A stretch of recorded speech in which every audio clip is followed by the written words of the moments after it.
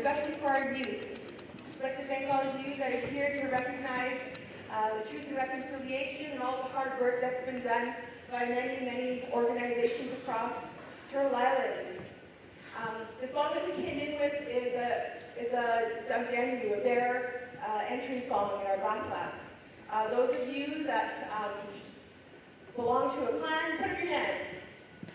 Okay, so you know what Black class is. Yeah, right on. It's so important for us to know who we are and where we come from.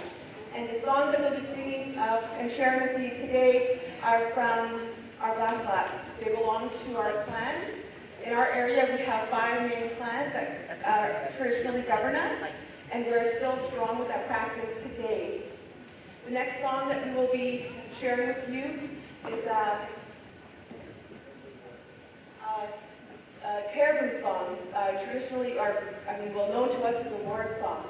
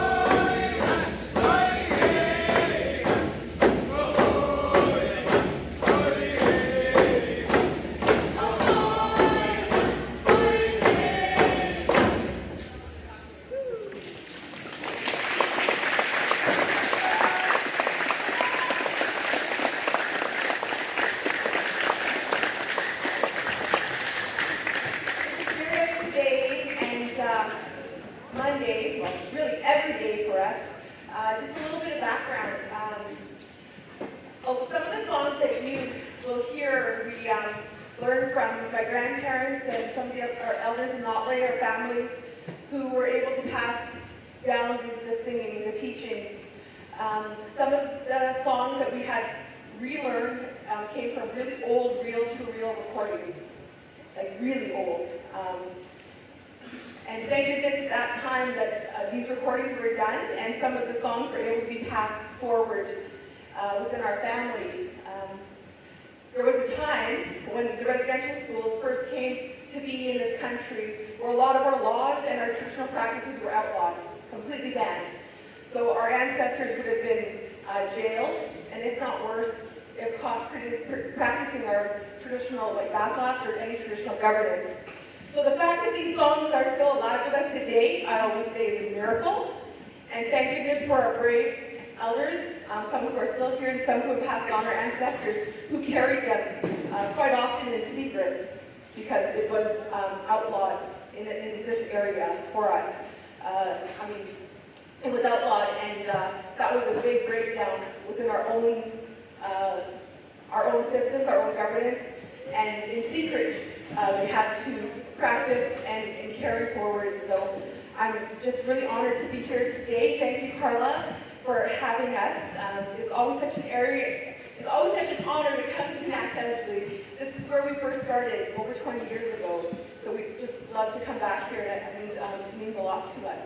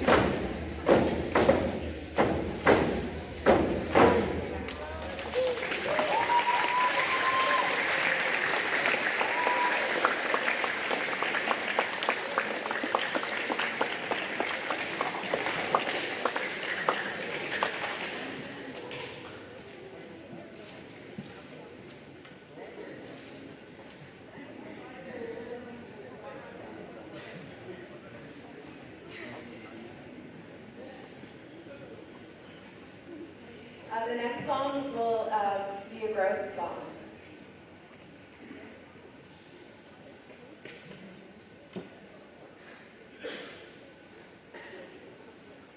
And any of you that might know these songs, actually a lot of people do, and we're always so surprised, but you're welcome to come up and sing with us.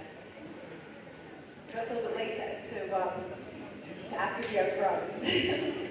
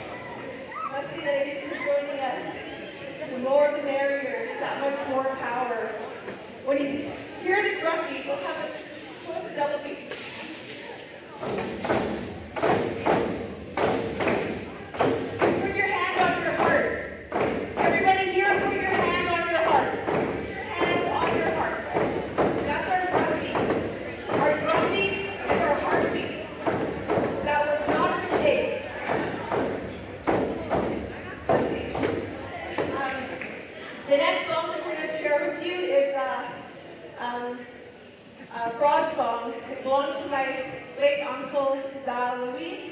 This song was sleeping for a year. As we do in our culture, we take a trip around the sun anytime we're processing, especially grief. He was a great loss in our family, and one of many. And he held a chief's name. His chief's name was Tekukak. I would like to say that not only are men but are women, we're always chiefs. We come from a matriarchal society, meaning that you follow the mother, you follow the female. And so our women were also chiefs. And this was way before Canada even formed as a country, and before women were even allowed to vote in this country. That's how our people here survived in such a harsh climate. We needed leadership from both and equally. I'd like to share that this song comes with a lot of meaning to our family, and to be able to sing it for you today, it really means a lot to us.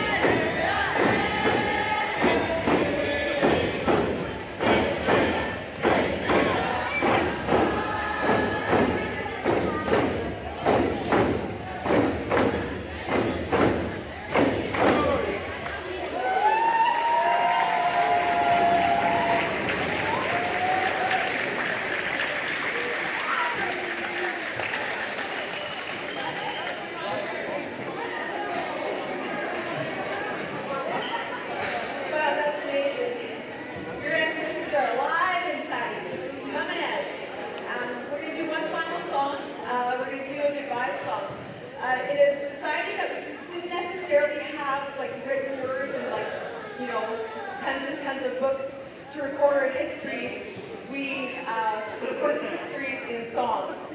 So this is what we refer to as a goodbye song, and such an honor for us to be here with you. Y'all make me so proud, and I want you all to have a really great, safe weekend. And Monday is the Orange Shirt Day, so lots of you are prepared. So again, Leslie and Carla, you are such a blessing. We've had many conversations back and forth, and if everybody can stand up and give Carla a hand.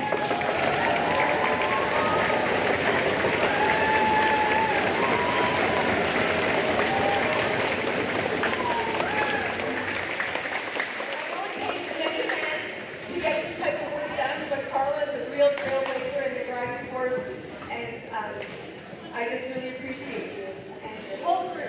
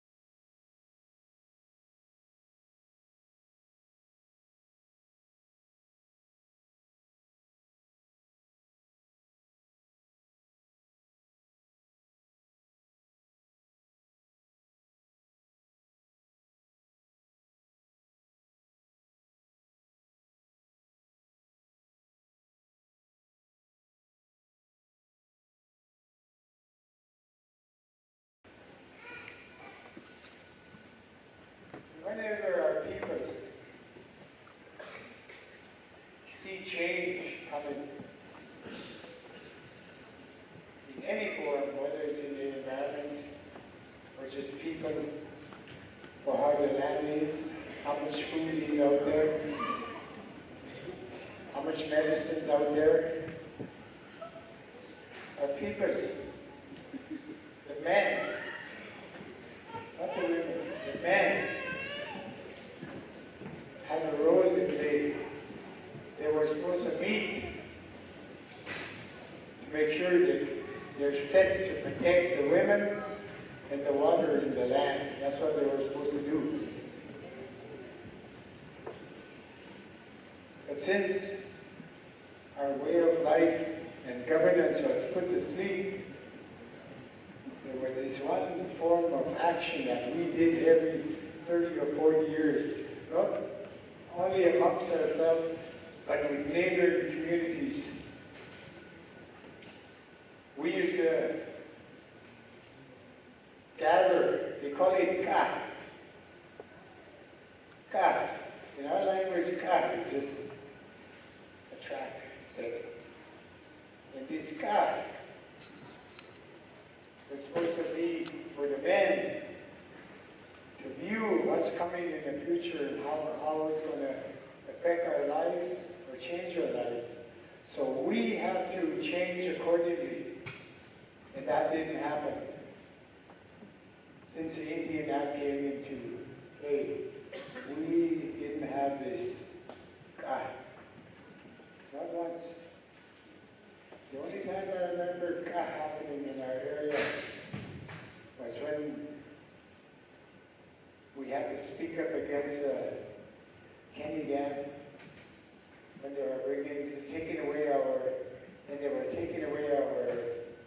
fish from us, how we fish. And we never, at that time, that's when we got this barricade agreement. That's the first agreement that our people ever ended up negotiating, was because of this act that happened. And we took the best we can, our people, to move forward. But we never had it anymore after that. And the place keep on changing. The governments change things. The governments take our land away. They take our kea away. They call it trap line. And after a few years, we believe that's what it is, trap line. It's not trap line. It's our kea. That's what it is. After your kea was given up to sell to a white person so that they can get some food for traveling. And everything that we do, the water and the women, was what we protect all the time.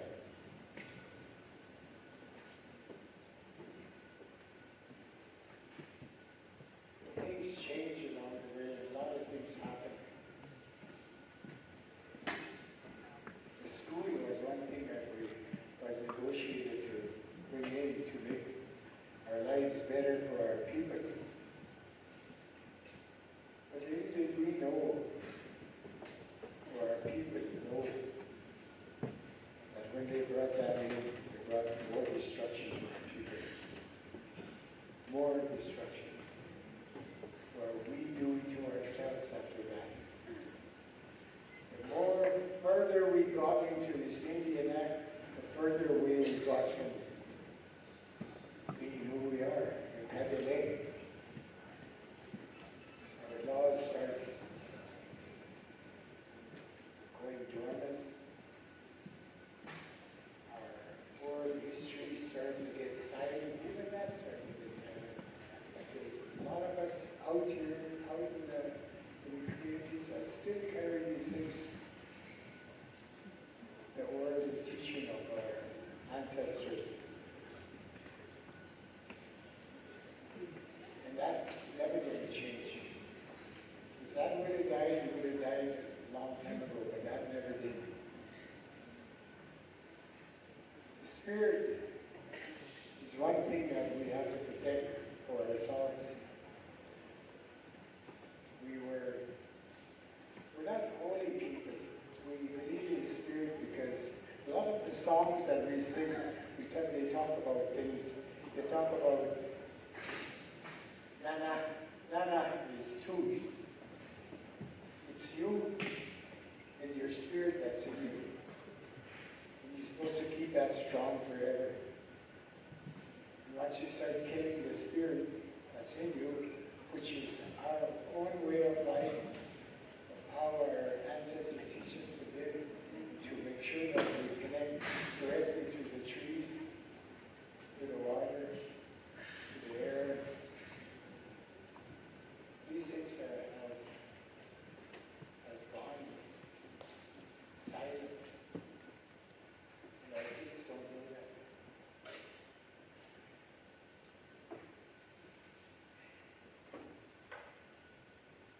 So I just want to say that your grandmothers, your grandfathers have something that you already need. You will have to carry forward. You go home, talk to the elders, and listen to what they have to say. Listen. That's all. Because we have to make another step, another path. That's the happen. All right, sir. Thank you.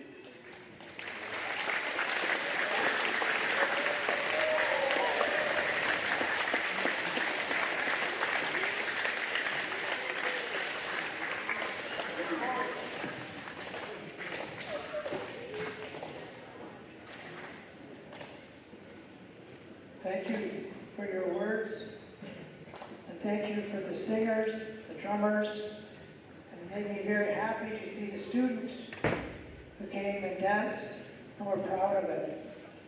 Proud of that, makes me very happy.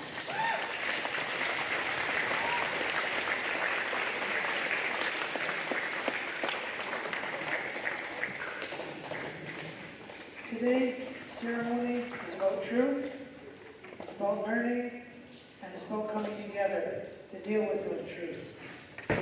Can I please have Sarah Sam come forward to officially welcome us?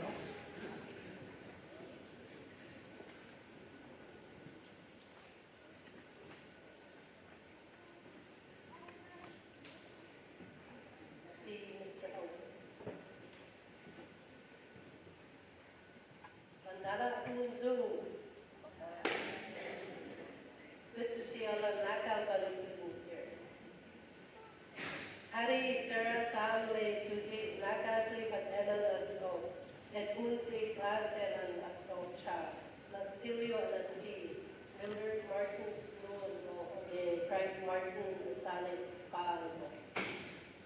Nakal Pan Hodas the neighbor Hodas Anjan Nakasri Patele Kapio Kat Singli et Hoat Le Masi Satneyani Sing. Sudale Adak Le Ke Azak Le Ke Hodas Et Le Ke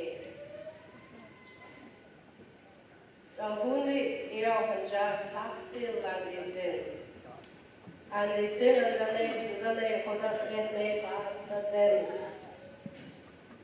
So Hundi and the lake pay super for the lake. Sucho our sin and the lake of the Lord cat at Hoa against the sea. Naste and the lake to the lake. But so for the sub lake Ahadvile, et Hawa Saten. Good morning. We acknowledge that we reside on the traditional prairie of the Nakas Zingpoten. Students, elders, hereditary chiefs, leaders, and all the educators here today, we are very happy that you are all here on this special occasion. We especially celebrate this day for our students. We are very grateful that the students are all being taught in a good way. It is very important for all of us to take good care of our youth and our children, as we love them greatly, as someday they will be our leaders. As we remember the importance of truth and reconciliation, we must have great respect and honor for all of our families who have attended residential schools. We must remember that through our oral history stories, our language, our culture, traditions, we become stronger people. And as we heal from the past, we encourage our youth to be successful, strong leaders in our communities and schools, and especially for the future. At this time, I would like to say Snap Chaya to all the educators who take the time to share their knowledge with the students and the youth in a loving, caring way. Snap Chaya for inviting me here today to share this special day with Masti.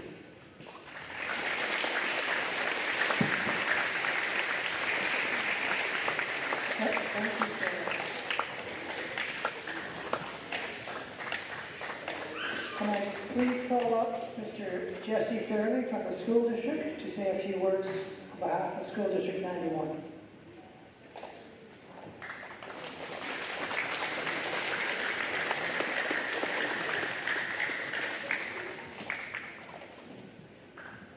I think I caught my breath from dancing out of shape.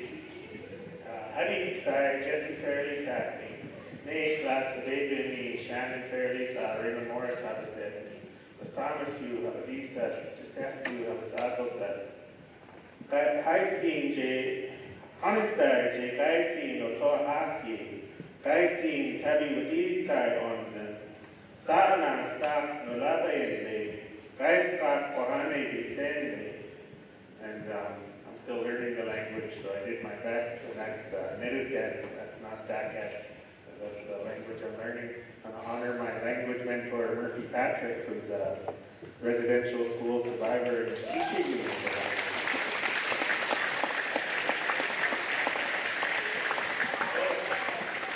Oh, understood by a fluent speaker. Heart is happy. It's my great privilege and honor to be here with you today and to be with our survivors, our elders, our knowledge holders, our Indigenous education staff, education workers. A big thank you, Sai, Carla, for asking me to come. You know, you children, you've grown up in a school system. Ever since you've been in school, it's been mandatory for you to learn about residential schools. Okay? It's been in what you have to learn when you're in school. And that's the system you grew up in. And I want you to know it wasn't always like that. You know, residential school survivors themselves fought the government. Our nations fought the government to say kids need to be learning about our truth and about our history. And they fought for years to make it happen. And you've grown up in that system. You've been able to learn about it. I'm not that old. I went to school at Lakes District Secondary School, Prince George in Burns Lake. I never learned anything about this history. It was hidden. Okay? In this very building, generations of students have gone through and never learned anything about this truth. And you know, our ancestors, our people, our warriors had to fight to make it happen. And so now look at this. Today we're in this public school with all of our allies. Your language is being spoken and brought forward. Traditional songs are being sung. The students are dancing. You're getting knowledge from our speakers and our elders. In this very school every day, Carla Martin and our advocates work to bring culture and language, our knowledge into this space. And I know all of our teachers, whether they're Indigenous or not, they've taken up the challenge of how can we bring those worldviews into your space. Our knowledge is valuable, precious too, and it has a space here. It belongs here. This is the home of it. And so, I'm so proud of that. I'm proud of all of you for the learning that you've done. And whether or not you're wearing an orange shirt today, what's on your back is not important. It's what's in your heart. Okay? It's what's in your heart that's important. And I'm so proud of all of you that have learned it. And I see the little girl dancing. I'm thinking she's growing up in a different world than I grew up in. Our world is in distress, our nature is in distress, and that's part of her future.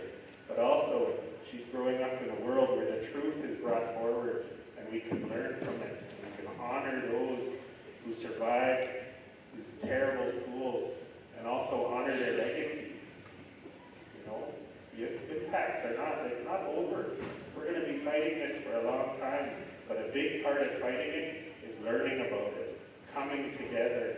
And so proud of all of you, our educators, Carla, everyone here today. Thank you for having the sideshow of how it's safe.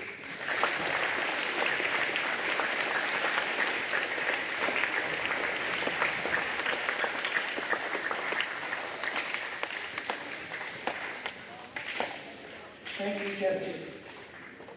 Now we are very fortunate today to have two other very important people to our communities to speak with you. Can I call Chief Colleen Erickson forward, please, from the Academy of Defense?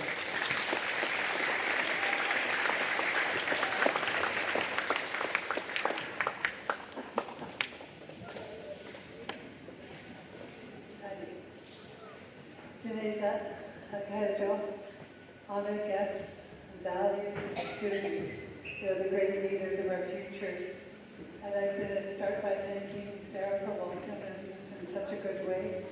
And I'd also like to thank the Louis Singers for starting us off and writing our hearts. I always feel much better when I hear them and when they start us off with our clan song and open our hearts to the day. So my name is Colleen Erickson, and I'm from Nakatui here, and my parents are Sally and Louis Erickson. I'm Vasiliu clan, and I went to the school many years ago. And I have to say that when I went to the school, and when we talk about truth and reconciliation, this is my truth. That's where we have to start, I think, is what our truths are. When I talk about our family was one of the few First Nations families, Dakat families that went to Fort St. James. We used to call Fort St. James Senior High back then, and there was only, I think, 5 families, and the rest of the Dakat children had to go to Jack or else to Stingray and Reddy at the Catholic school down by the lake, and so it was very different being here in this school.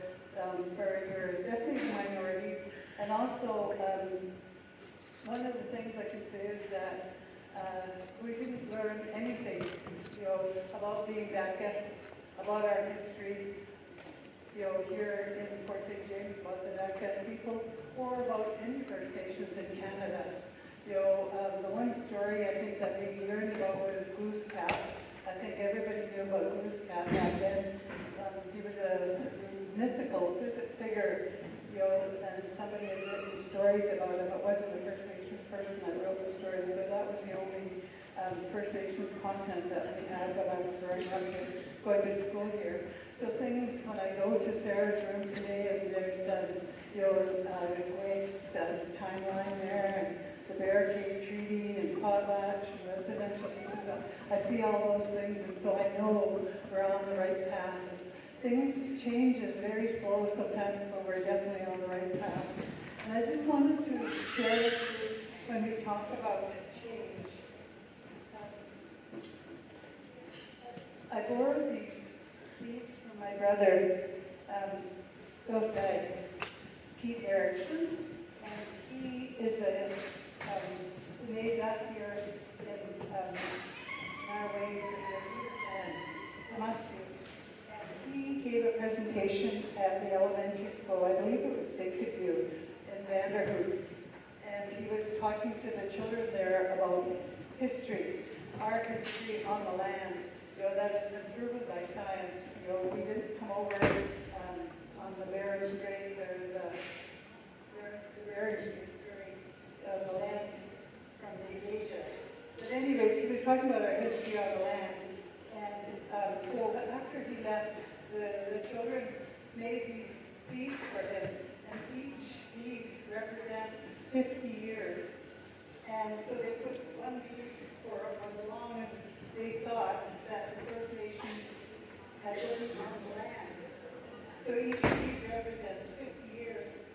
And then at the very end, they put these beads on to represent the settlers that have come to our land. So this represents us on the land in Canada. This represents since settlement has been to Canada. And I just wanted to show you that because my brother now wears this as part of his regalia, and I think it really speaks to truth and reconciliation. Because when we think about the fact that children grew up in this land with no knowledge of who we are, and like there's almost like a vacuum, right? And so we were othered, and all who we were was not learned by anyone. So I just wanted to tell you, because I don't want to take time away from Edward, because he is the expert on the rights of Indigenous people in this land. And so I'm really glad that he's going to be speaking with you today. So I wanted to quickly tell you the story about my brother. When we talk about not learning the sciences, not learning about who we are as a people and how we lived on this land, in exact knowledge of what was around us and how everything interacted with one another. My sister was going to university, and she was taking history, and so she came home to talk to my dad, Louis Erickson, who grew up here, and she was talking to him about place names, and the place names all down the river where he grew up with his grandfather, the Oncho. And my dad told her a story about going down the river with his grandpa, and his grandpa showed him these formations of rocks down the river, and he told my dad, this is when the river, these rocks are made like that from when the river ran the other way, and that's Stewart River. And my sister Marlene, by then she was a university student, and she knew all sorts of things, and so she thought that was a very nice myth, that rivers didn't change direction. And so she went, she completed her degree, and she started teaching at CNC, and there was a guest geologist who was giving a presentation, so she just thought that she would go and listen. And he talked about the Nechako Basin, and the Nechako Basin used to be a lake, because after the Ice Age, the ice melted so fast that it formed a big lake, and the whole of the Nechako Valley was a lake, and all the rivers out of the Nechako Basin flowed north at that time. And so then that meant that the Stewart River did run north. And so by then, my father had passed away, and it made my sister cry as she was sitting there thinking about that she had doubted who we were in our stories and what we had been told. And time again, our science, not Western science I should say, proves our stories out, all about the animals, about the plants, about everything. Western science has proven it over and over again. So I just wanted to tell you that story, just to say that, to give you an idea of who we are and the knowledge that we're brought up with, and even though it's not university degrees, as it were, it is a university degree.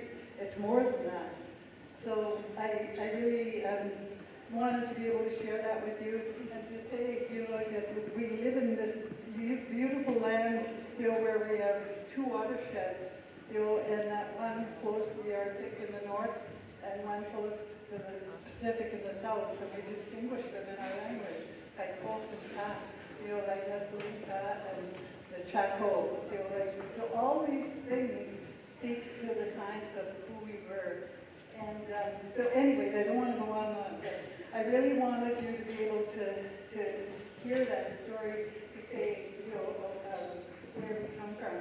And I wanted also to leave you with, you know, what,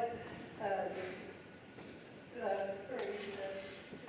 say in Truth and Reconciliation book, that, you know, the preface of it says that we must, I'm not looking at my own notes, we have described for you a mountain and we have shown you the path to the top, and we call upon you to do the climbing. And I think that really speaks, you know, to all of, you know, what I'm saying, and that I've climbed many mountains, and we all start out at the bottom with the intention, with the common intention of getting to the top, and many times, you know, we use each other on the way up, and we take different paths, and yet we're still all going to the same place, and we're all going to get there. And I think that we really have to keep that in mind, you know, because it does start with our own individual truths and saying how you are. And in the end, when he challenges you, you know, that you have to do the climbing, that means that you have to find out about who your neighbor is and how you're going to get there. And especially you as young people, you know, you look around and we hear this term climate change, and, you know, like, that's a bad term to say that. Many, many things are happening in our world that have changed the climate. And so we have a lot of work to do to reverse that trend. And it means everybody has to work. Everybody has to be involved. And so that means working as one. So I thank you very much for your time today. And I will turn it over to Ed. I forgot to say, as I introduced myself, that Mr. Houghton was my science teacher. And I was probably one of his problem students.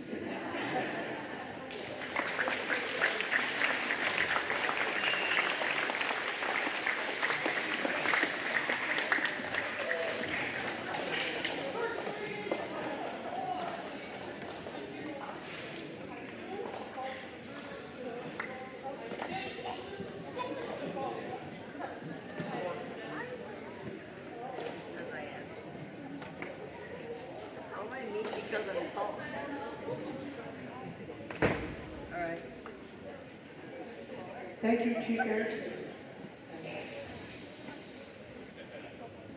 Next, can we please have Chief Ed John come forward?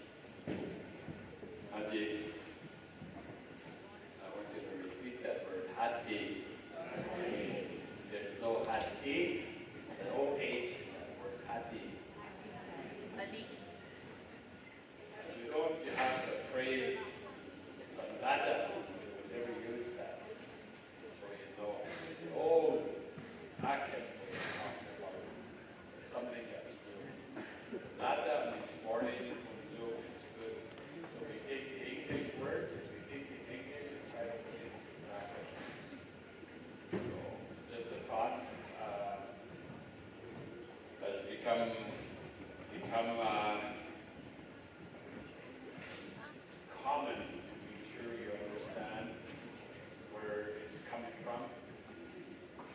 I want to acknowledge all of you who are here, the young people, the students who are taking this day and taking your time to be here to perhaps maybe pick up a word or maybe pick up a lesson, pick up something that might help move your heart one way or another, to understand your own place in this community, in this school here, and in this community,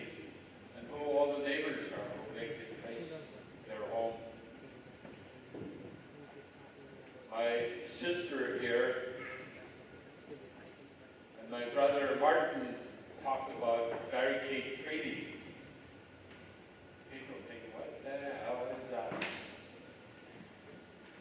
In 1911, Giuseppia from here, hereditary chief, no elected chiefs back then. Chief Doneg from Vinche, Pache Dai Alexi, my great-grandfather signed that treaty on behalf of our three communities. That barricade treaty was to deal with the concern of the coastal fishermen, the commercial fishermen, who were saying that the Indian system of catching salmon was too effective.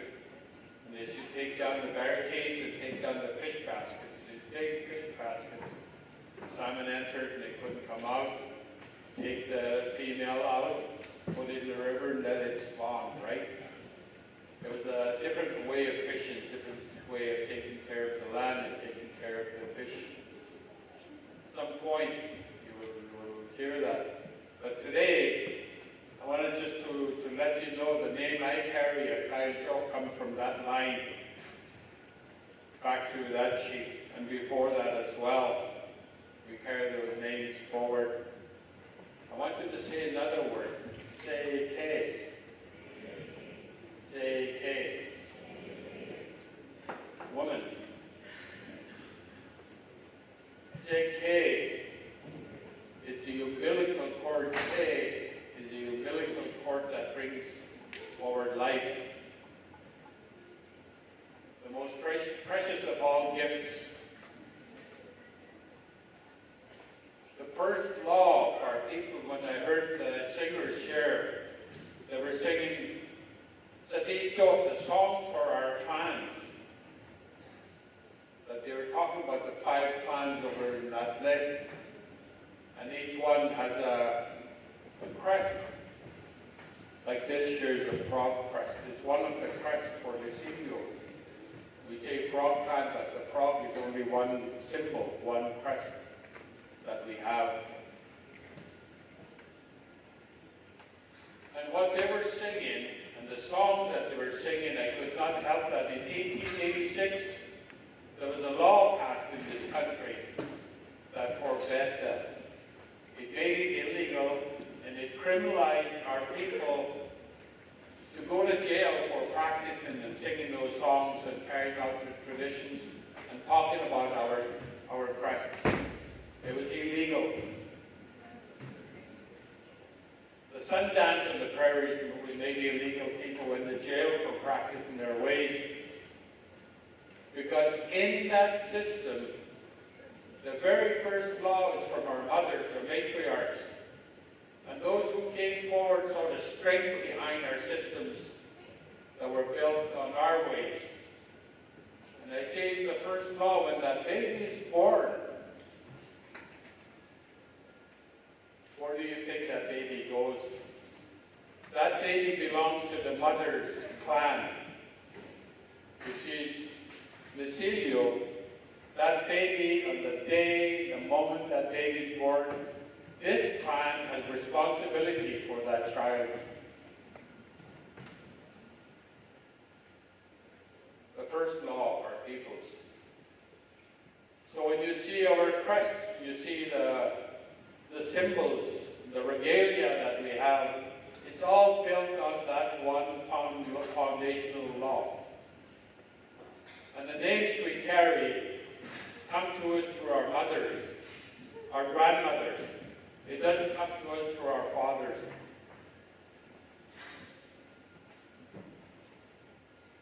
As a little boy here,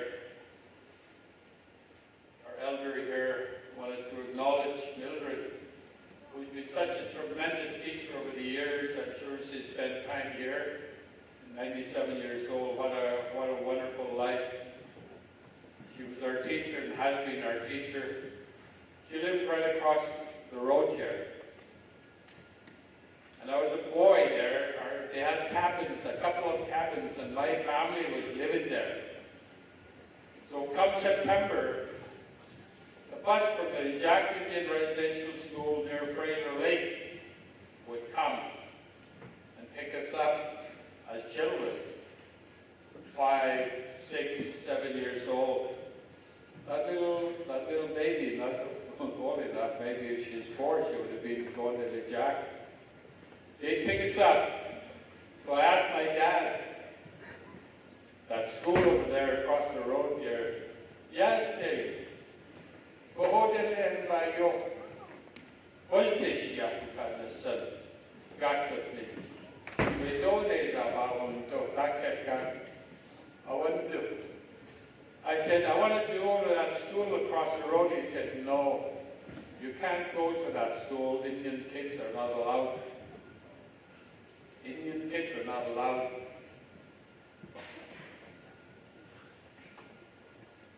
So I had to go to the Jack Indian Residential School for many years. I'm one of the few survivors, I think, remaining from that institution that closed in 1976, well before all of you were born. I want to ask the question, who here is from Paklak, students?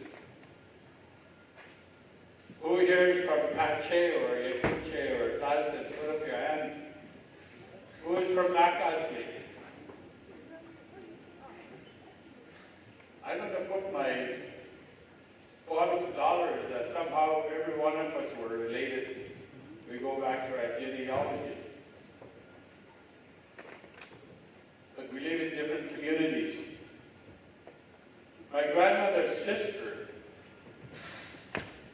married Leoncho. I heard his name here. Prince. Huge family line that's related to us. Each were related to each other through that family line. My grandfather, Damiacho from Yakuche, from Cunningham Lake.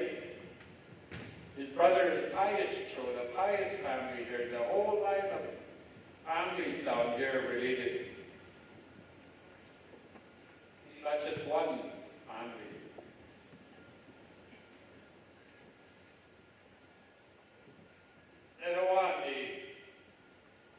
Say a few words. Doya, who's up there, I woke up this morning, I looked out my window, I live in Tache. I looked out my window, shafts up, I see the mountain we call Grizzly Mountain across the lake. And for the first time this year, we see snow on top of that. Now what we do, remember this. We look outside in the land and we see the forest, it looks like it's burning. The leaves are turning color, they're red and yellow, and it's just absolutely beautiful. We call it a tandikai. A tandikai. I want you to say this word, a tandikai. The forest is on fire, not literally, but through the colors you can see. And what do we do on this, at this time of the year? Is we stop and we remember our ancestors and we thank them. We remember that they're going into the harshest part of the year, into the winter. So it is through their survival that we are here. So at this moment, when you see out there, stop and think about your ancestors and say, Matsi. Thank you in your heart. People talk about Thanksgiving, maybe that's something similar, but we thank our ancestors. And in the springtime, when the buds are just showing for the very first time and look for it, and so we call it that time, because they sow the first part of the leaf. We remember our ancestors who survived this winter, the harsh part, and we acknowledge them and thank them. We take a plant for medicine. We offer a prayer because we're taking a life. We're taking a life.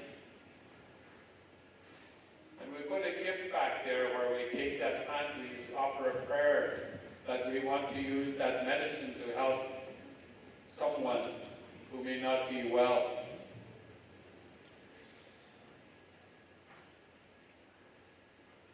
When we take salmon out of the water, we take the bones and we put it back into the water.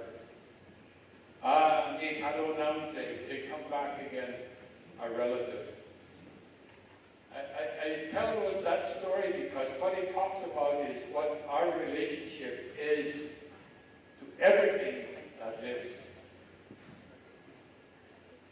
I read the book of Genesis, the Bible, and it says man has dominion over nature. How well has that worked? Man has dominion over nature.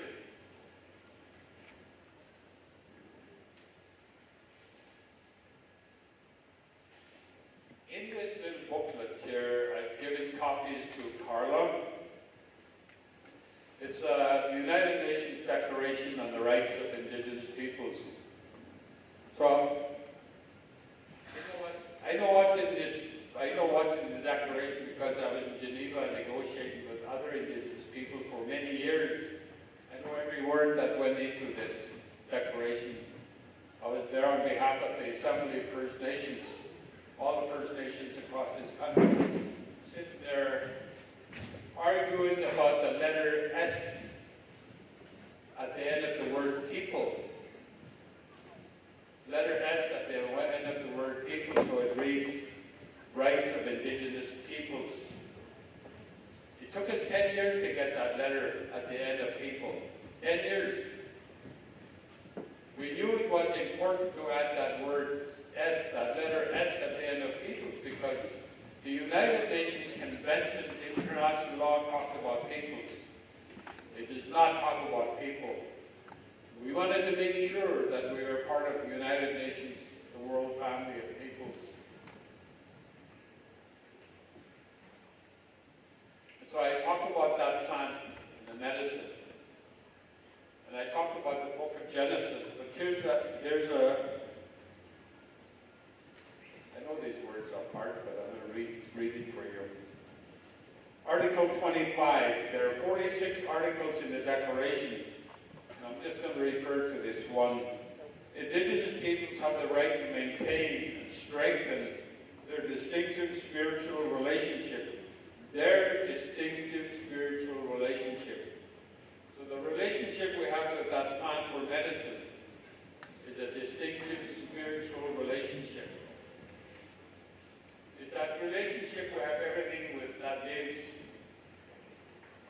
The fish, the birds, plants, a distinctive spiritual relationship. And then it goes on. And have a distinctive spiritual relationship, and then it goes on. And the respond to uphold their responsibilities to future generations. Two fundamental teachings in Article 25. That didn't come from the diplomats at the United Nations for Nations leadership. Those words came from us as Indigenous peoples, because we wanted this declaration to reflect who we are, the very foundation, the philosophical roots of our people, that we were not inferior. Who we are as peoples. Martin is right. Chani, his name is Chani, Martin Louis Chief. So this hereditary chief. February 14th, day of wine and roses and flowers and gifts. 1859, February 14th, James Douglas, the first governor of the colony of British Columbia. He actually lived here in Fort St. James, this Hudson's Bay Fort here. He was a leader of that fort here. He went down to Langley, and then he went to Victoria, became the first governor. What did he do? February 14, 1859, he passed one proclamation in 1858 to set up the province of British Columbia. In 1859, he issued this proclamation. They has these words: all lands in British Columbia and the mines and minerals therein belong to the Crown in fee. Belong to the Crown in fee. Who gave him that right to do that? Where does he get the authority to take all Indigenous people's land just like that with a stroke of a pen and one simple proclamation? And that is the challenge that we're dealing with. We adopted this declaration. It is passed into provincial legislation. Provincial laws need to be compliant with the standards in this declaration. All of the political parties, the NDP, the Liberal Party, the now Conservative Party, and the opposition parties, they all agree. We support this declaration, and we'll also support that legislation that gives life to this. Now, I don't want to make it political, but I have to say this. The leader of one of these political parties, the Conservative Party, who's from Vanderhook, says that when he becomes premier, he's going to tear this up. It took us over 27 years to negotiate in the United Nations in Geneva. And it took us 4 times in New York at the United Nations General Assembly to have the countries in the world adopt it. There were 4 countries that voted no. Canada was one of them. Australia, New Zealand, United States. 4 countries say no. Everybody else supported it. There are 15 countries that abstained. Now, today, there is not one country in the world that opposes it. It's a consensus instrument. And we have this man over there saying, I'm going to rip it up. Good luck, I say. As the chief, I can talk like that. The elected chief. I can talk like that. I'm a hereditary chief. I can talk like that. Because we have to stand up. I'm not giving a political speech. I'm not running for any office. I got elected at Shea this summer. This is a framework for reconciliation. It's a framework for understanding the truth. Why me, as a 5, 6, 7, 8-year-old kid, couldn't go to a public school like that because there were discrimination laws in this country. That our kids did not go to the public school. My dad's parents were threatened when he didn't go to LeJac. They came to my grandparents and said, if we don't take him, you don't let him go, we have to pick you up, we're going to put you in jail. That's what they told my grandparents. My grandparents had no choice but to let my dad go to the Jacksonian Residential School. In Fraser Lake, what did they do in that place? I don't want to go into it. It's a long, complicated, and not a very good story. But there's another document that I've left. I'm going to leave with you. I'll give a digital version to Carla. There's 100 copies of this document. It says on top, Fort St. James Secondary School, an introduction to the United Nations Declaration on the Rights of Indigenous Peoples, background on it. So I'm going to put that in front of you. And anytime you want me back to talk to you about any of these, I would be more than happy to do that. Because I think our kids deserve a better chance. All kids from our communities and other kids from this town deserve to know the truth. And to be able to form opinions that we are neighbors. We live in the same area. Our economy depends on the forests and other resources in this area. I don't know what those 150 families in Vanderbilt are going to do in Canfor, shut that mill down. They're taking timber from north of here for these mills. I met with Canfor officials and I said to them, you shut your mills down, you put out 150 250 families out of work that they rely on. What are they going to do? I said, first of all, goodbye. Secondly, you're not taking any of that timber from our territory up there, period. We're going to leave it here, and we're going to benefit from that. Our community, together. Because your parents, your grandparents depend on this economy. As Canfor, I said, when was the last time you ever put anything into our community? Look around in my village and see anything that has Canfor sign up there. You won't find anything. Nothing. You didn't contribute to our community. You never hired our people for work. You didn't put them out in the bush to do any work. So goodbye. Because they're only concerned with the bottom line, about money. They weren't concerned about the economy. In the long term, they weren't concerned about the resources.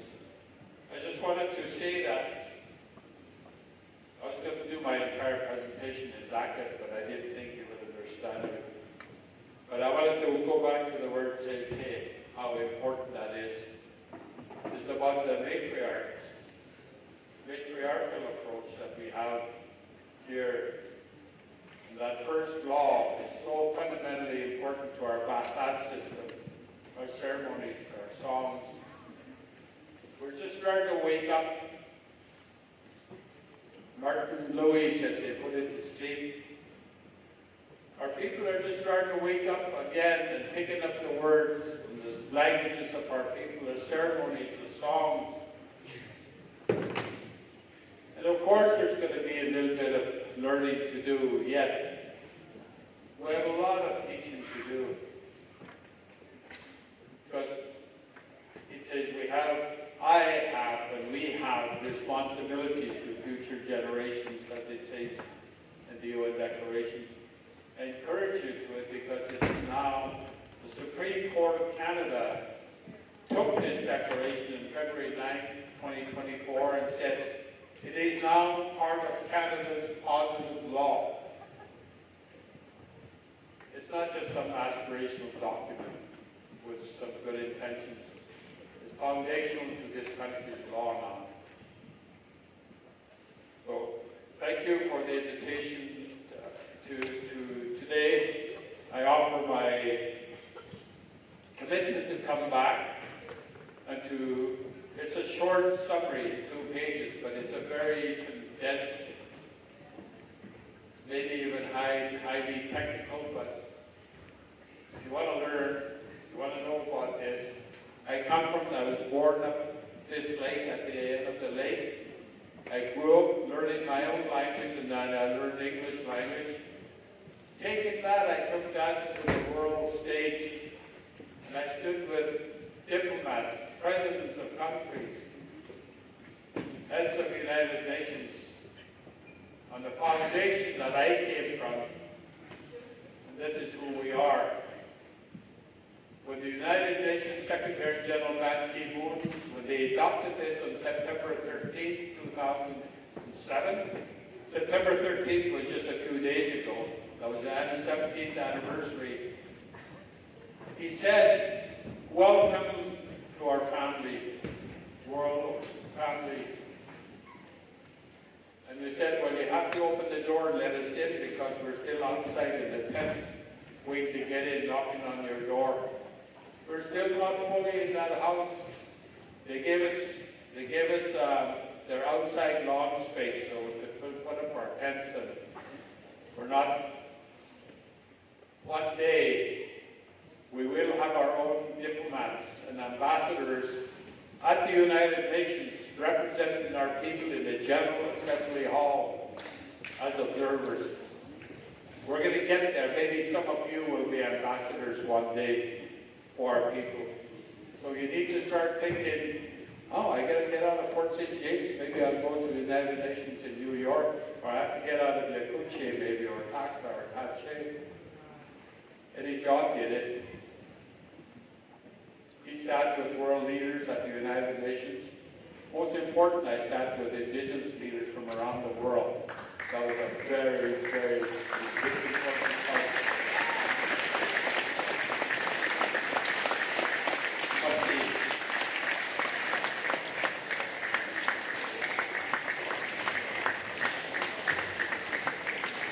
Thank you very much.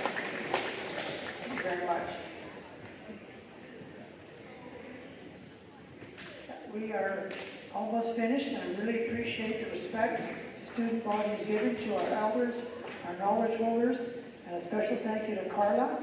And she's got a few gifts to give out, and then after that, we can all go together to the feast in the old gym.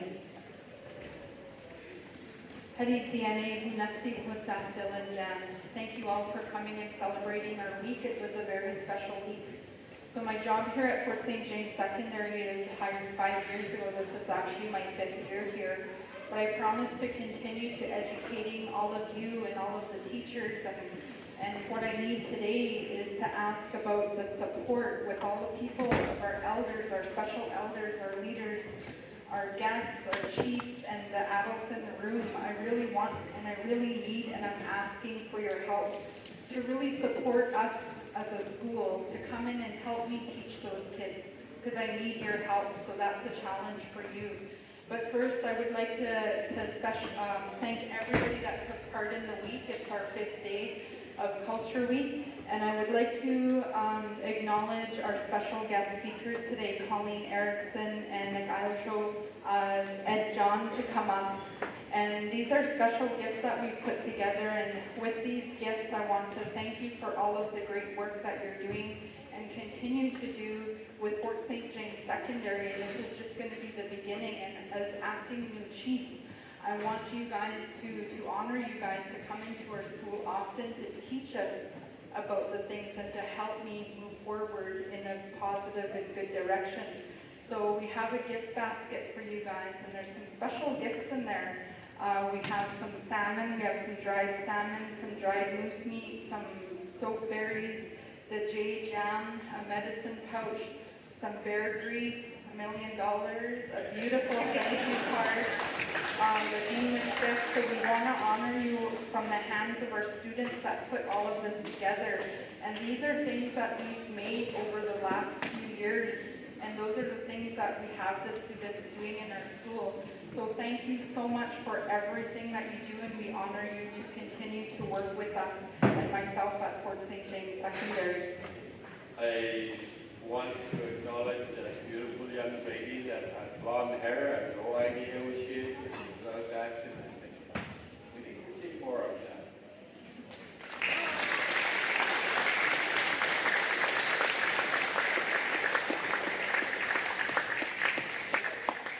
The next gift I'd like to honor is for Craig Houghton, Mr. Houghton, and Jesse Curley from School District 91 to come on. And I want to challenge you guys to continue to work together with me as an Indigenous teacher of the school and to make things happen within our school and within our district.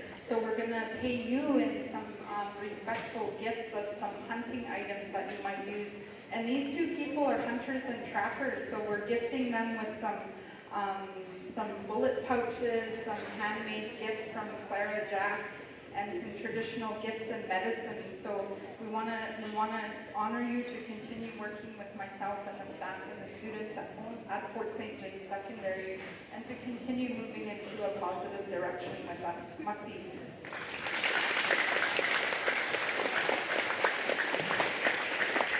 So in our traditions and in our potlatches and what we do, and the reason why I pay these people, and you guys are all the acting witnesses. So when we pay these people, they have to promise us that they will continue to work together and help us do the great work that we do here for students and staff. Next, I'd like to thank our special guest speakers. Sorry, I didn't have a list. We have a few more honored guests. Sarah Sam. Sarah did her opening with us. We're paying her with a special pouch made by Dennis Cumberland, $1 million, and a special thank you gift from Fort St. James Secondary. Next is Matt Tyus is also a special guest. He made probably like 300 fried bread for all of you to eat at our special feast.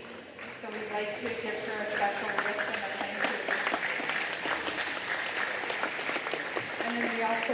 special gift for our other guest speakers that are not here with us today. But the people that are up here, I've invited, I've been planning this since like June, so I don't stop working at the end of June. And this is one of our first events like this, and I want to continue to make our events like this every year. And with these special guests, and I'd like to especially thank my mom, Mildred Martin, who's sitting up here. She's 97 years old, and that's who, and along with my mother that's sitting in the stand here, Loretta Prince, they've raised me to become who I am. And I would also like to thank all of my ancestors and my elders that have taught me a lot of knowledge to teach you what I know today. So I promise you, from my promise, it all comes from my heart, and everything I do for you is for you in our school. Masti no dapsi.